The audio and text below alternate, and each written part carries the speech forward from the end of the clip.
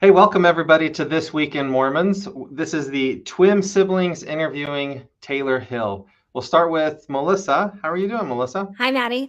I'm doing really good. I'm so excited for today's interview because, it's Chad Daybell trial related. We've both been following it pretty religiously is the wrong word. It's not the word I want to actually use for this trial. That's how we've been You don't want to following stay this. religious at a time like this? Yeah. But yeah. So yeah, I'm doing great. How are you, Maddie? I'm good. Matthew. I'm sorry, Matthew. How are That's you? fine. I'm Okay. good. Good.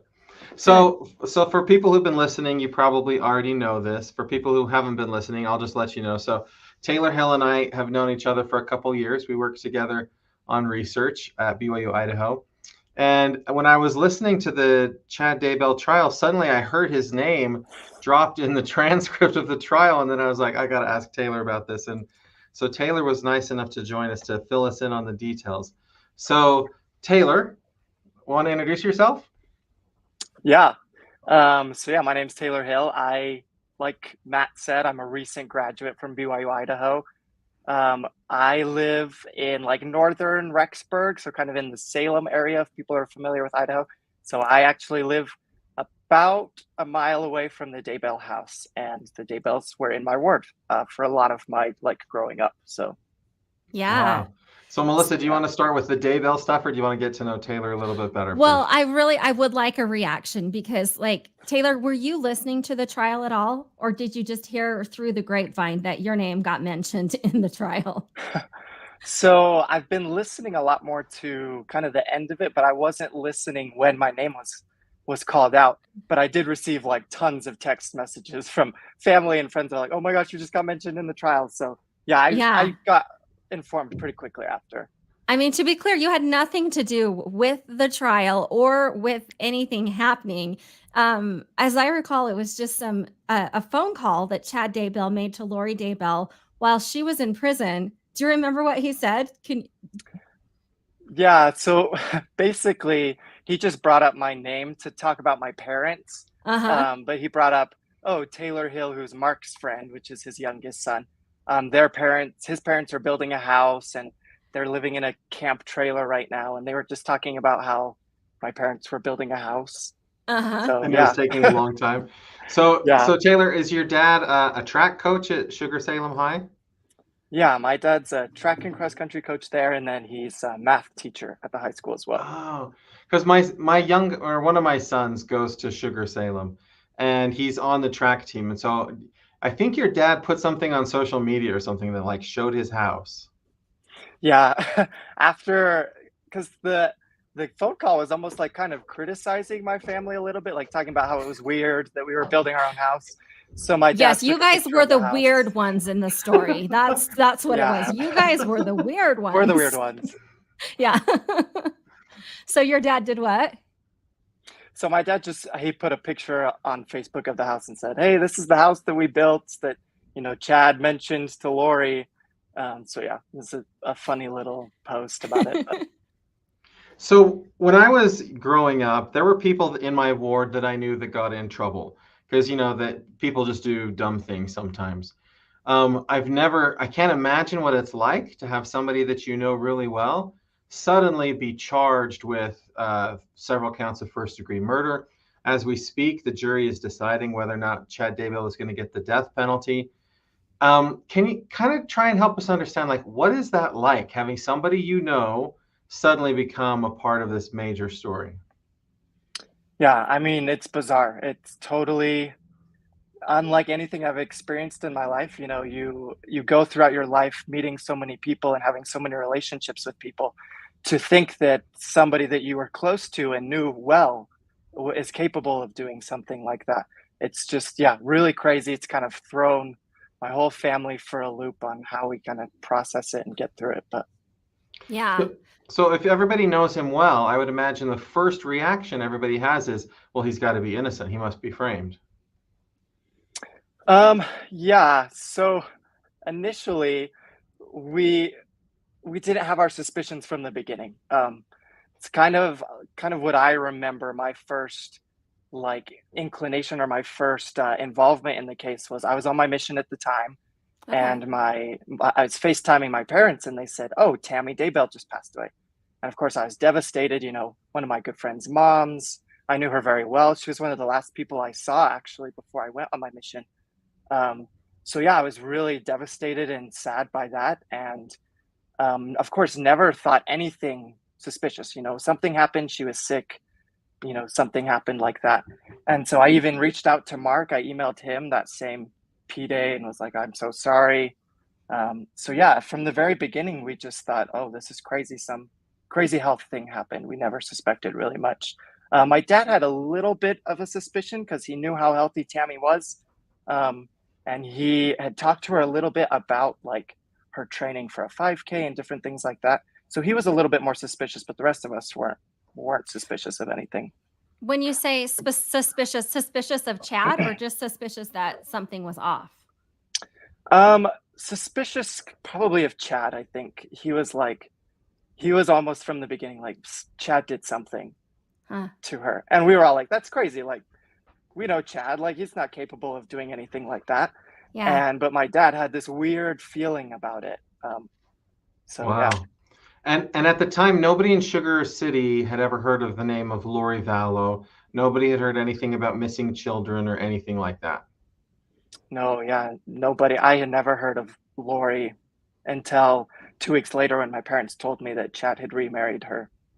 Yeah, Hmm. because as I'm listening to the timeline of the trial, it's hard to kind of put it all together because it's like you hear the story and then you have to work backwards. But so by the time you hear that Tammy Daybell is dead, there have already been two murders and buried on Chad Daybell's property, and nobody knew anything. So, like when you say your dad is suspicious, he's not like, well, I was out in the field and saw Chad digging graves in his backyard. There's nothing like that kind of suspicious. No, nope.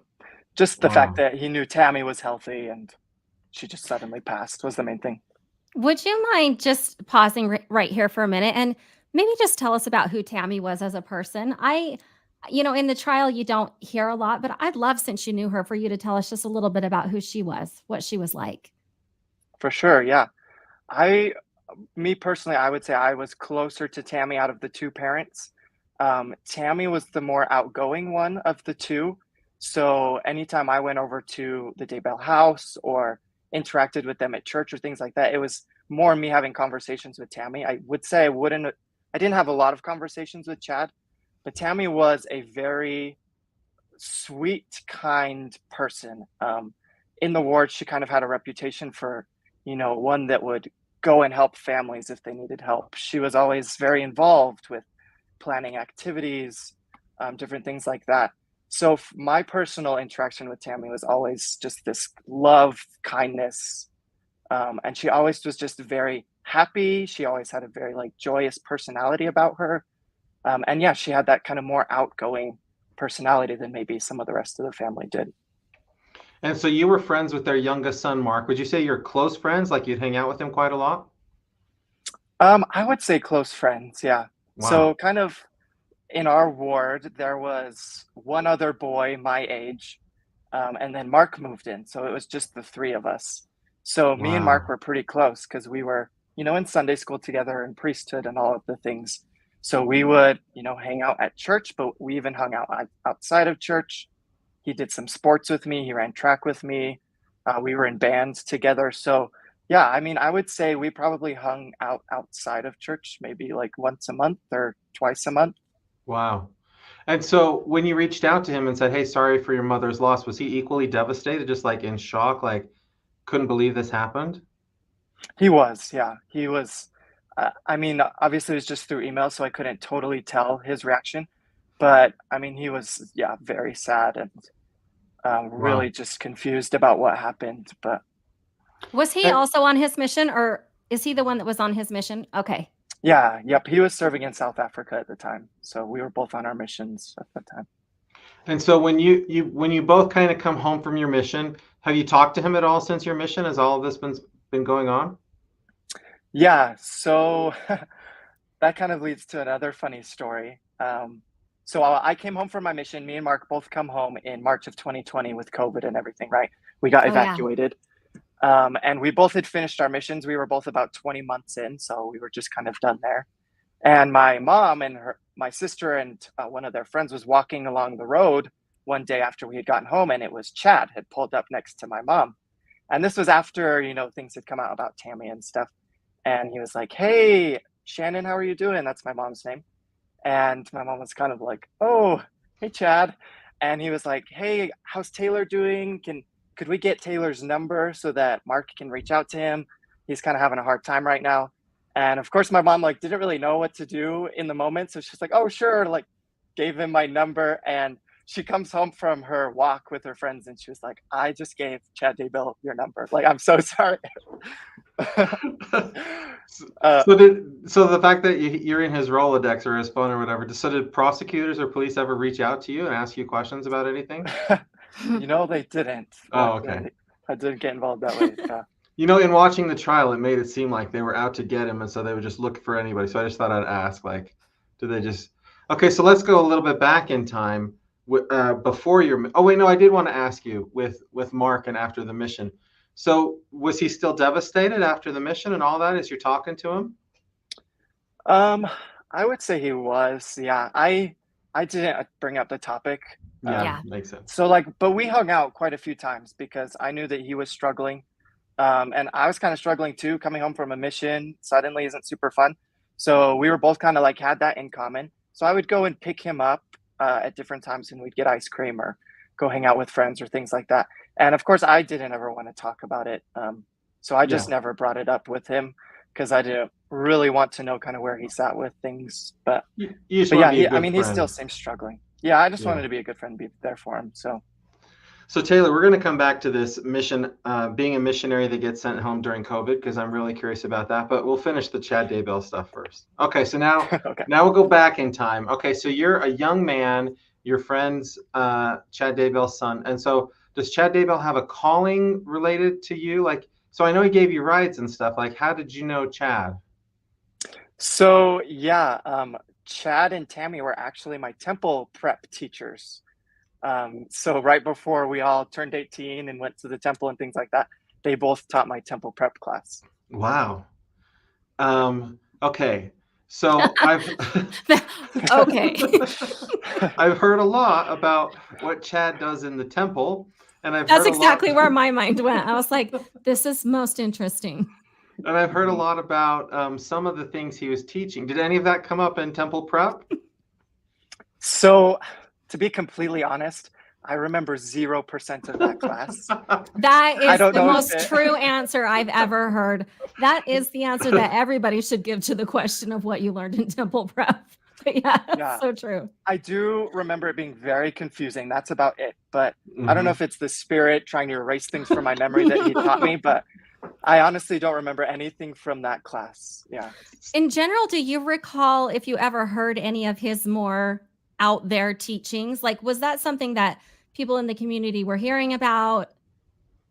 Yeah, I never did. Uh-huh. So I knew that Mark had told me that his dad was an author and wrote like church history books. So I knew Yeah. that that's kind of what he did for a profession. But yeah, he never ever brought up kind of those other doctrines. I never heard them. I never read any of his books or anything like that.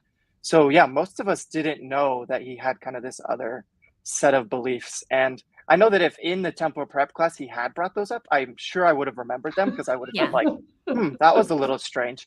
So yeah. He probably didn't. Well, so my perception, because I was living in Rexburg when the whole thing came out about like where are the children and things like that, and then I started hearing these whisperings, and so my perception in Rexburg was like there's this whole community of apostates setting up camps in Sugar City, a bunch of followers, a lot of really ardent believers who are following this guy, and then he's doing some crazy things. Now I know as a young man you're not paying attention to like the zeitgeist of Sugar City, but was that your perception that like there's this community of people that are following Chad and revering him and looking up to him and looking to him for spiritual guidance?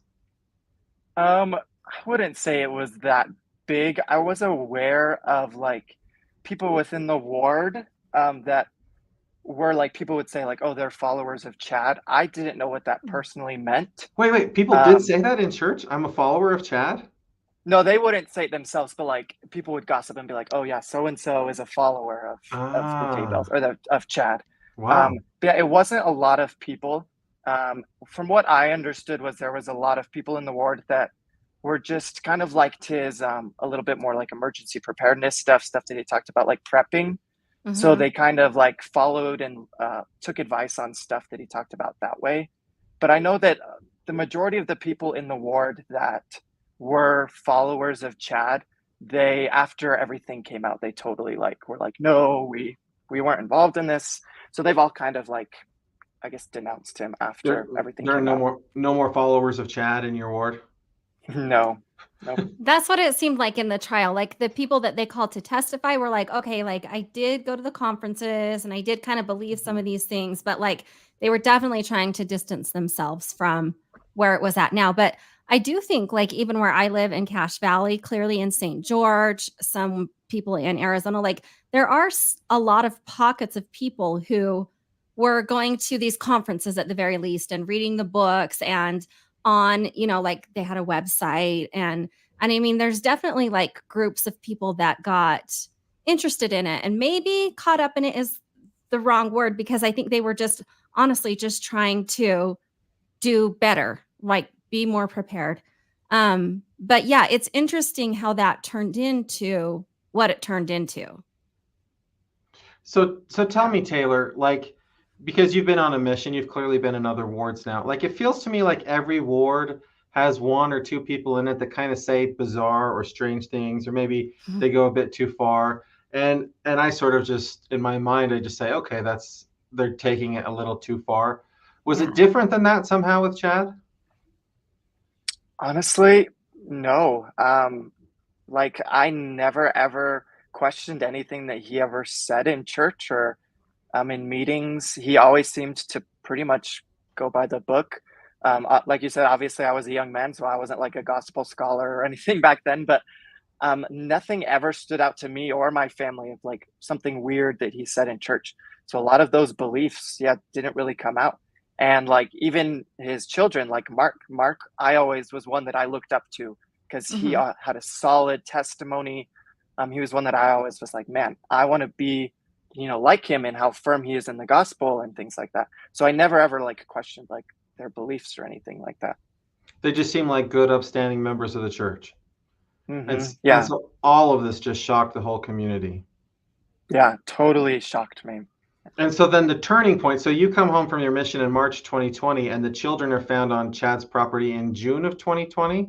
What was that like? Yes. So yeah, that was also an interesting experience because so the Daybell house is just kind of kitty corner from my house. And I was living, like they mentioned in the trial, my parents had sold our house to my sister and her family, and then they had built next door. So I was living with my sister at the time. We were still building this house here. And I woke up one morning and was walking down the road to come up and help work on the house. And I see helicopters flying around the Daybell house Whoa. and police cars. And I'm like, what is going on? And I get Wait, over there and what my did you dad, think was going on? What was your first thought? I, I had no idea. My first thought was, oh, they're just, searching the house for more evidence is all I Okay. thought. Did I you had think it was no, like at that time, did people think that Chad was responsible with something having to do with the children, or was he still kind of separated from that? no, I think a lot of us were kind of suspicious. Like he probably had something to do with the children. Of course, a lot of us in the community were still hoping that the children were okay and were Right. safe. So a lot of us were just hoping, like, hopefully they're just somewhere safe and okay. But Yeah. Okay, yeah, so so jump there was back in. no, There's helicopters everywhere. yeah. So there's helicopters flying. There's people on our road, news cameras, all kinds of crazy stuff.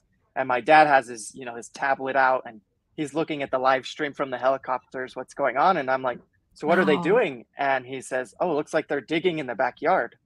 And I was like, that's weird. Like, what would if he had buried in the backyard? I have no, like, literally Yeah. no thoughts of, oh, there's the children are back there. And so yeah, just kind of a crazy experience. And we, kind of working on the house, but also checking to see what's going on throughout the day. And then later that day, we get the unfortunate news about the children. Mhm. So So was there a part of you that wanted to just kind of walk by and get a closer look and see what was going on?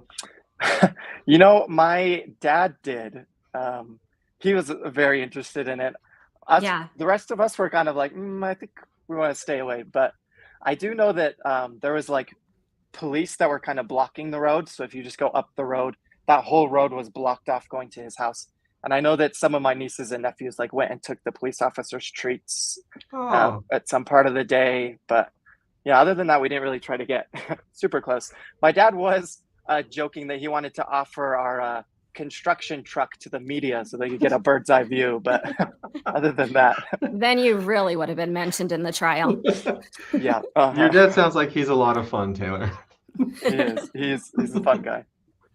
Okay, so what about the community reaction? So if there were already sort of suspicions, did finding the children like solidify anything for people in the community? Did it change the way the community thought about the Daybell family in any way? Um, I would say so. I think at that point it was kind of like something serious has gone on, Mm. Finding children in the backyard of someone's property obviously doesn't look good at all. So yeah, in the community, I would say a lot of us were very suspicious, at that point. It took it to the whole next level. But even after that point, my family still tried to, reach out to the kids because not only had they just lost their mother, but now their dad was in jail. So I still would reach out to Mark. My older sister was still reaching out to Emma. They would have Emma over for dinner every once in a while.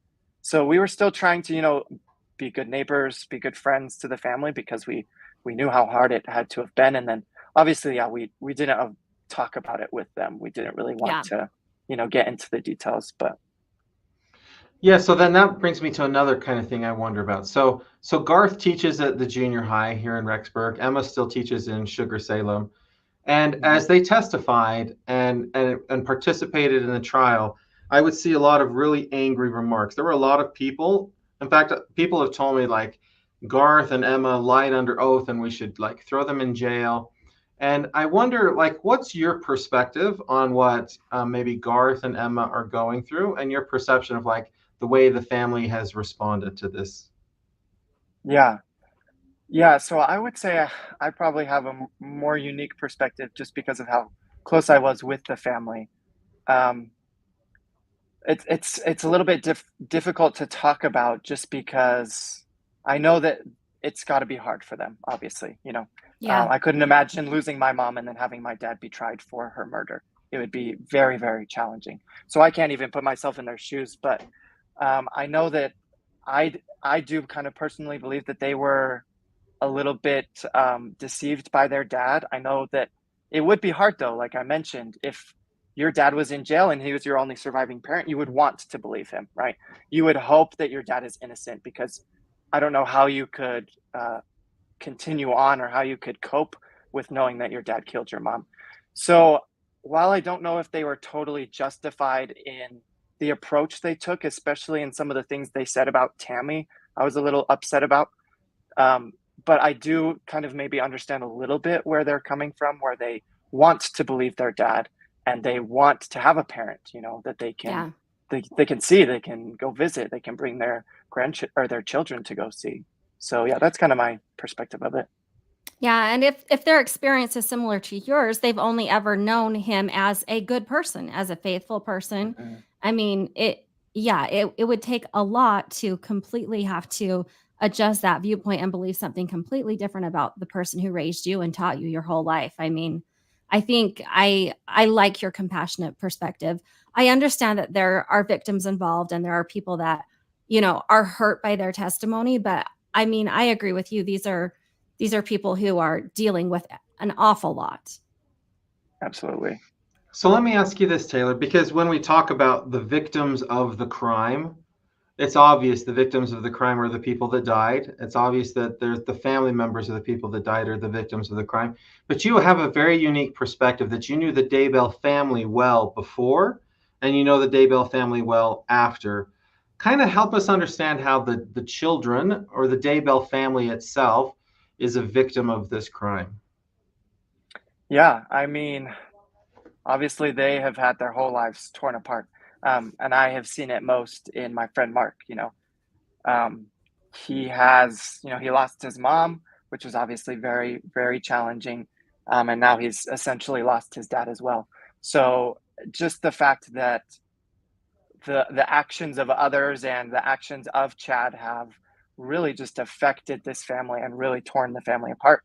It's very, very sad for me personally because I do sympathize for them. But yeah, I would say that all of the things that they have gone through have to be similar to, some of the other families or victims' families. They're grieving, I think, just as much as some of the others. I think that they obviously miss their mom, but of course they would like their dad to be innocent as well. So How are they treated in the community? Are they able to, to live a normal life or not really? I would say not really. Mhm. I think it's very difficult for them. I know that my friend Mark, he has kind of gotten out of the state just because there's so much tied to his name now here in Idaho. Yeah. So yeah, he's now studying out of the state, and I would hope that that helps him out a little bit so that people don't know kind of his name as much. But yeah, I know that like in my ward, the Daybell children, they no longer go to my ward because they've had some interactions with people in the ward that haven't necessarily been friendly. So yeah, I would say that they can't really live a normal life anymore in the community. Yeah, that's tragic. The whole thing's tragic. I think Yeah. back to people I've known in my life who've gone through tragedy, and I just think there's just nobody that wins, right? Nobody wins in any of these Mhm. situations. It's just sad for everyone. Yeah. How about the community in general? I know that Salem is a little different Sugar than say, oh, Rexburg. Sugar, or is that where the city is? Is Salem where the Daybell property is Yeah. Salem? And I know that's even Hmm. smaller than Rexburg. Do you think overall the community has been changed by this happening in this really small community and this just unbelievable event, Yeah. Oh, I would say it's definitely been changed.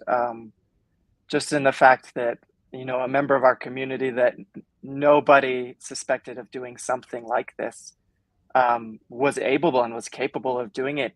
I would say the community, yeah, has greatly been impacted. I don't know if necessarily to the point where we're all like suspicious of each other now, but yeah, I mean, talking to people about it, everyone in the community is very engaged, and we all, feel for the victims and we feel for the victims' families.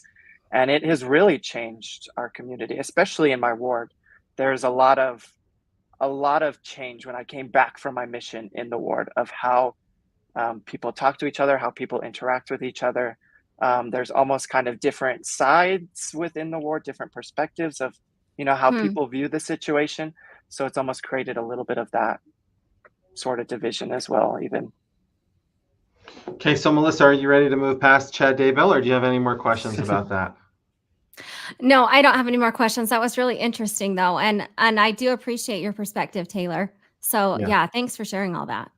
Okay, so No listener, problem. Taylor's a great guy. He's way more than somebody that knew the Daybell family. So now we're going to spend some time talking to Taylor about him and his life. And since you brought this up earlier, I want to kind of start here.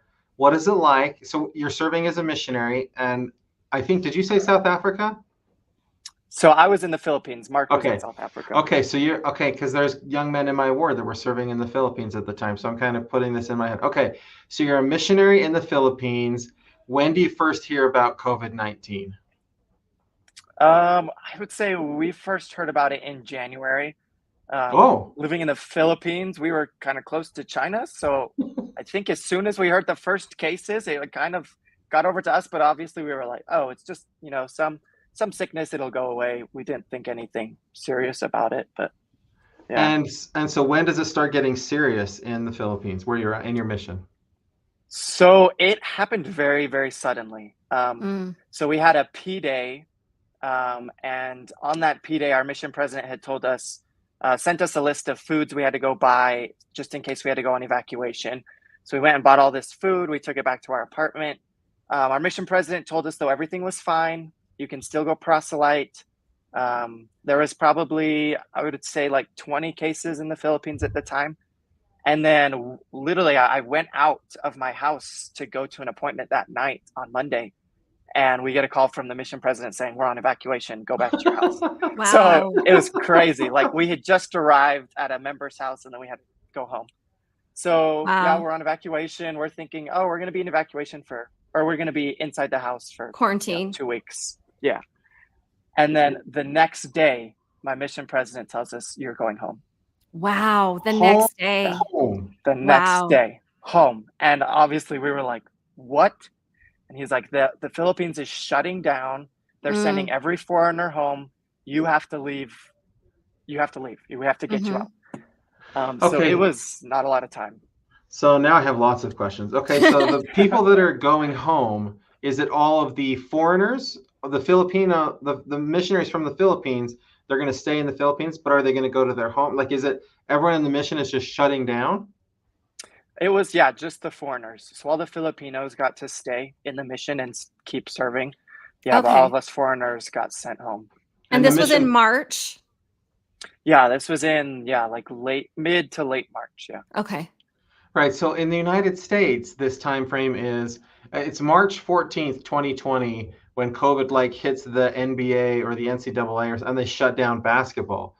But we're still, I think in March, I don't think we were shutting down in the United States in March. We got sent home from school for the rest of the year on March 14th. Oh, okay. So it's the I think same sort of time frame. Yeah. Okay.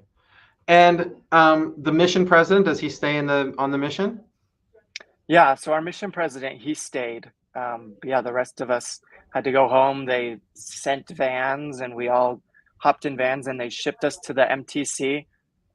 We had there was 1,500 of us. Wow.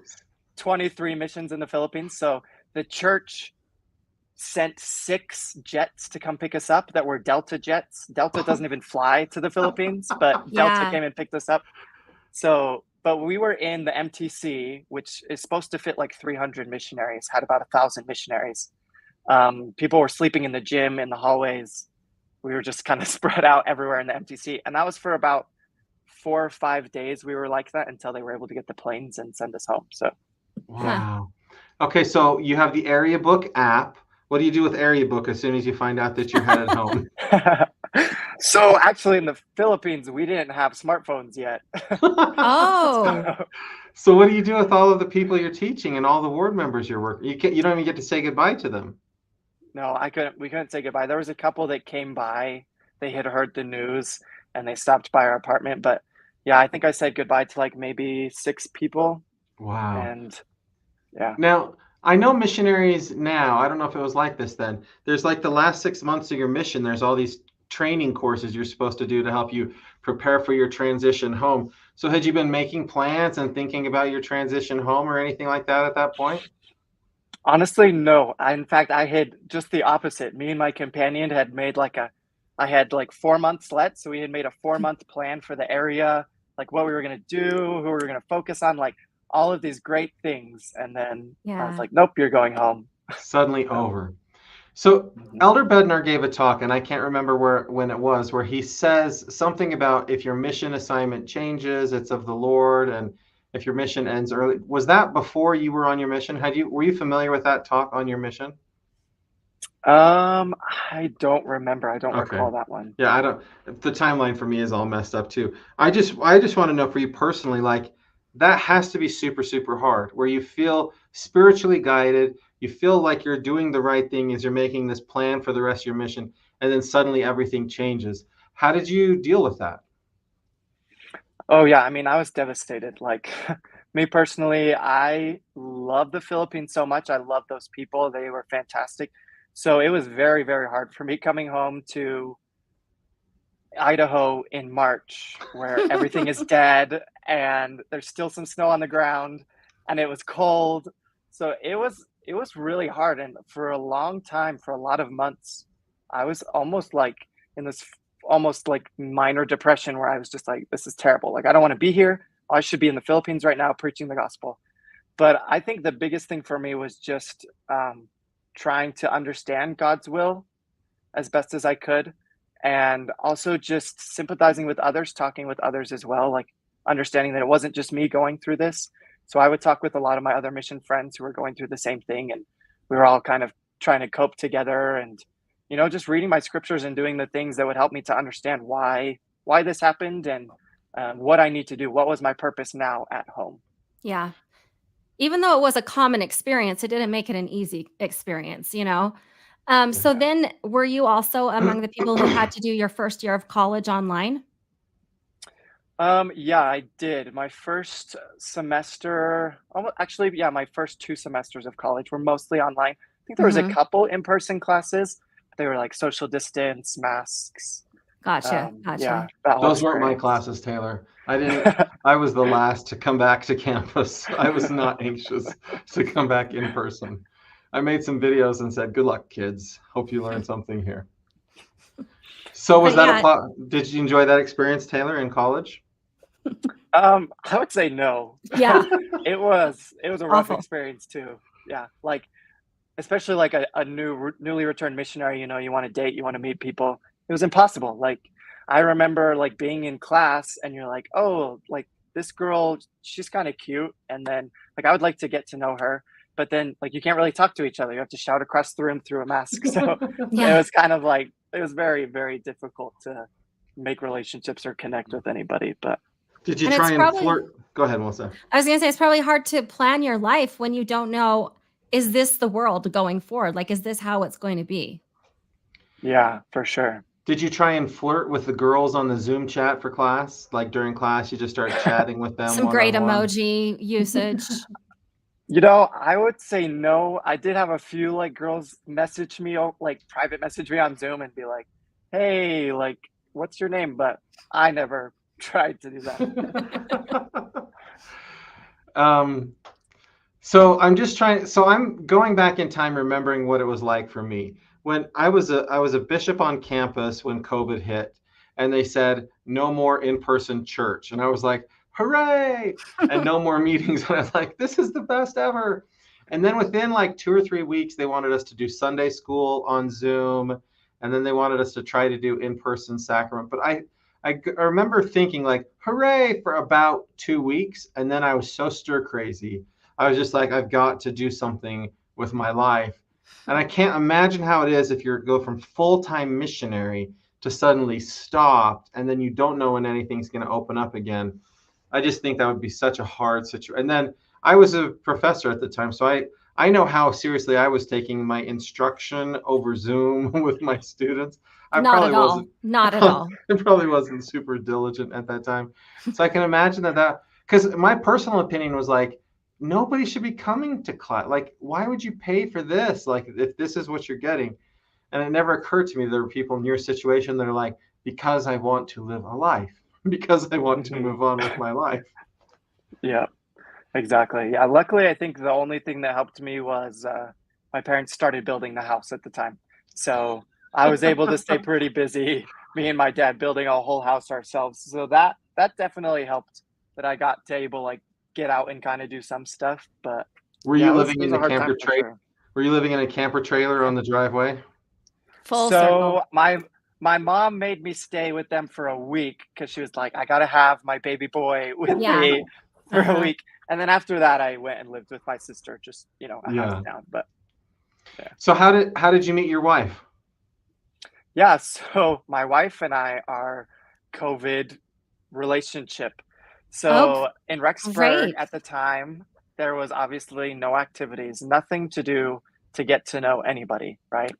But there was this one kind of secret, like open mic night activity you could go to in downtown Rexburg.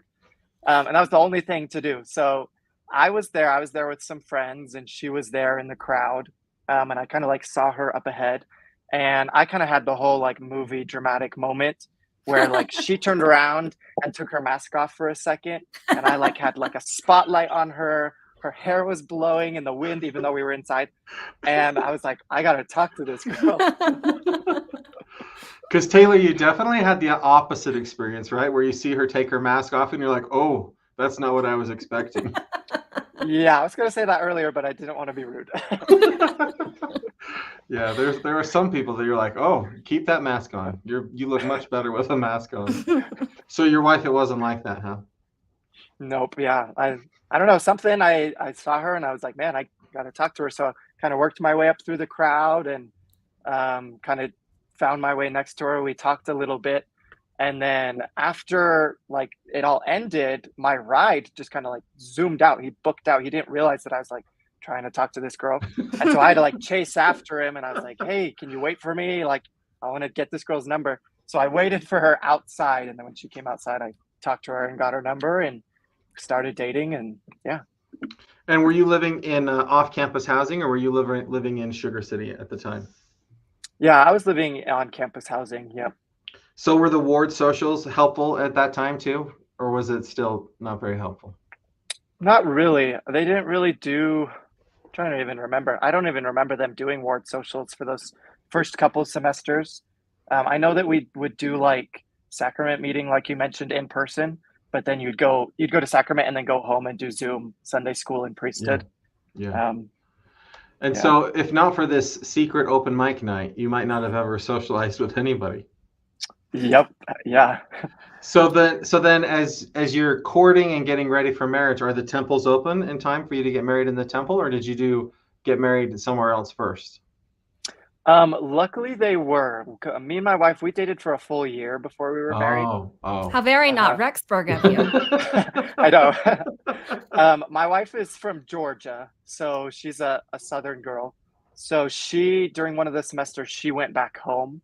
So we were doing long distance for a little while. So that made it hard as well. But that was when I actually proposed. I flew out to see her and proposed out in Georgia. So wow. Yeah, when we got married, it had kind of died down, but we actually got married in December of 2021, which is when I believe the Delta variant was happening. Mm-hmm. So we had a lot of people that we had invited to the wedding that last minute were like, oh, we have COVID, we can't come. So our wedding list went from like, maybe a couple hundred to like just 100 people. Wow. So everyone was dropping out, but yeah. Wow. So I don't know if you know this, but we had President Meredith on the podcast a little while ago, and I tried to get him to talk some dirt about BYU-Idaho, and he just wouldn't do it. You don't have to say anything negative, Taylor. But I wonder, for listeners who just don't understand BYU-Idaho, what it's like if you were to sort of explain what BYU-Idaho is to somebody who doesn't know the difference of BYU-Idaho, BYU, whatever, like what would you say about BYU-Idaho? I would say BYU-Idaho has a more laid back feel to it, at least from what I've heard. Obviously, I don't know what Provo's like, but from what I've heard, BYU-Idaho is a lot more kind of chilled, especially academically. There's not as much pressure to be top of your class or whatever it might be. So I kind of enjoyed that aspect of it where there wasn't like all this pressure put on you and the classes aren't like insanely difficult and challenging. So that's kind of one reputation I've heard. Are they at all difficult or challenging, Taylor? Some of them are definitely pretty easy. So what about, there's no sports at BYU-Idaho. Do you feel like you missed out because you don't have that kind of thing? I do definitely feel like I missed out. My family's a big Utah State family. So when I graduated high school, I was like, I'm going to Utah State. I'm not applying to BYU-I. Like, there's no way I'm staying close to home and going to BYU-I. And then I got on my mission and prayed about it. And I was like, okay, I guess BYU-I is the choice for me. I was kind of reluctant about going, but I went and met my wife and everything kind of worked out. But yeah, I definitely feel like I got gypped a little bit on sports. So, but it's worked out okay for you, right, Taylor? Because you're going to go to graduate school. They're going to pay for you to go to graduate school, right, at Florida State? Yeah, I would say it definitely worked out great. Like, looking back on my experience at BYU-Idaho, I couldn't have asked for anything better. Like, I had amazing faculty like Matt that helped me, grow and helped me like succeed and be able to reach my goals. I've been able to like make connections with people and have experiences that I might not have had at a larger, university or institution. So looking back on it, I think it was the perfect experience for me. Yeah. So a question I like to ask people who've been abroad or spent time in other countries, people will frequently tell me, like, people who live in Rexburg or in Idaho, they're so sheltered. They don't understand this broader world, especially when it comes to matters of the church. They're just so sheltered. what I want to ask you on both sides. So I want to ask what you think people in Idaho or Rexburg should know about the global church. And then I want to ask you what people in the Philippines, it would be good for them to know about people who live in Rexburg and Idaho or something like that. So what do you wish people in Idaho knew about the global church?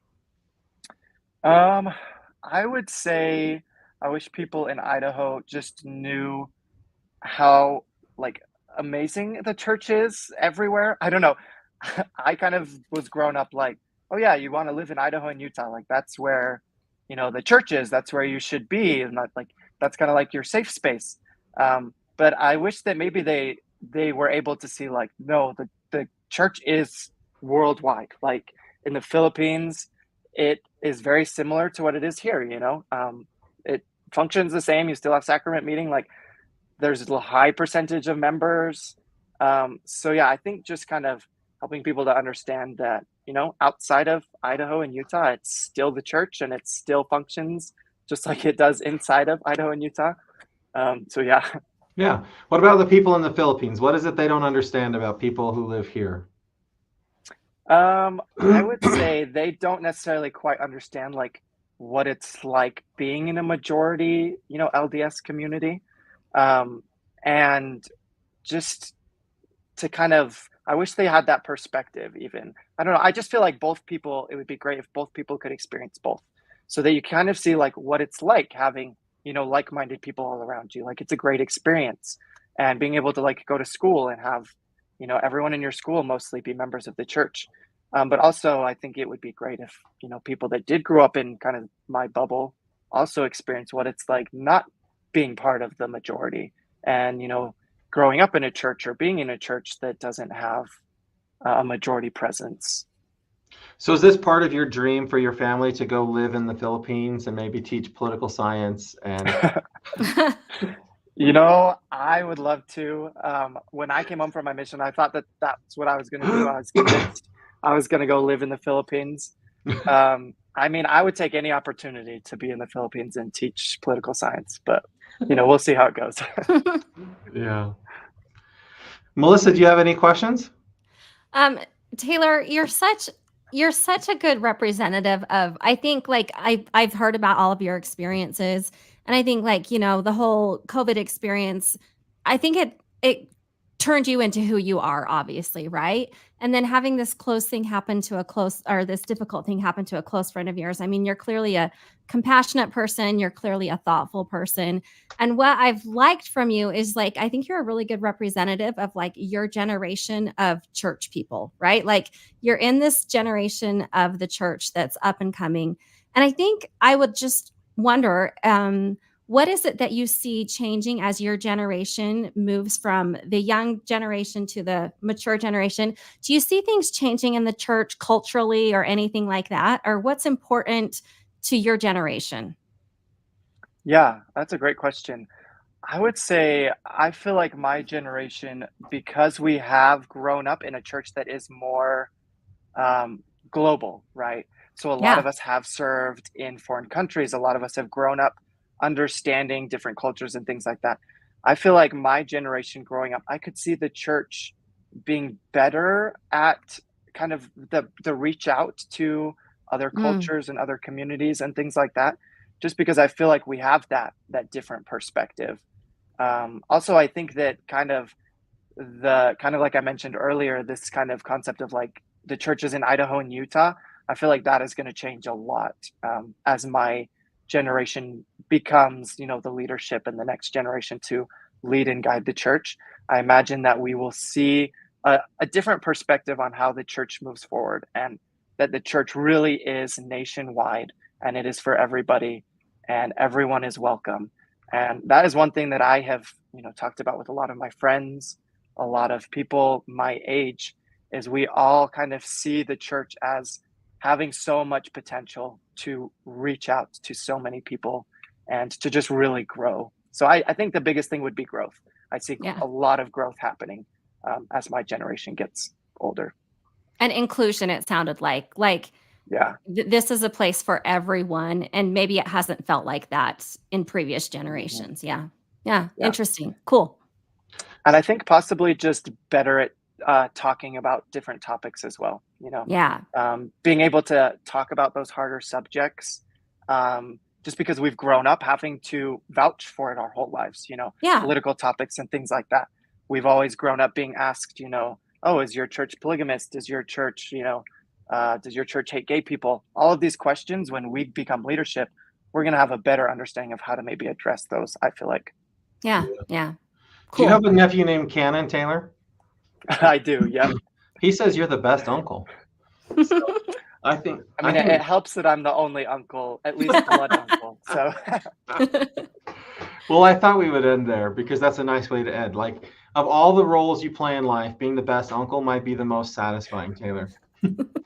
Hey, thank you so much for joining us, Taylor. And listener, thanks for joining us.